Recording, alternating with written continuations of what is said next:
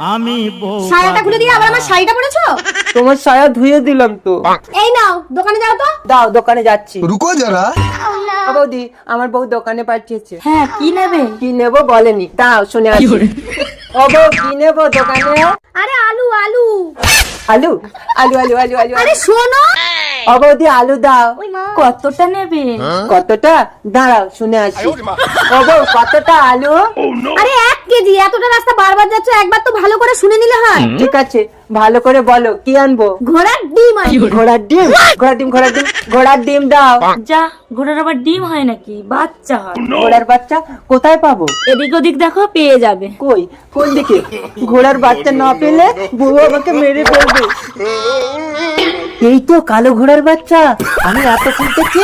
এই নে কাকা, চল আমার বউয়ের কাছে। ও, ঘোড়ার ডিম পাইনি, বাচ্চা এনেছি। মরো।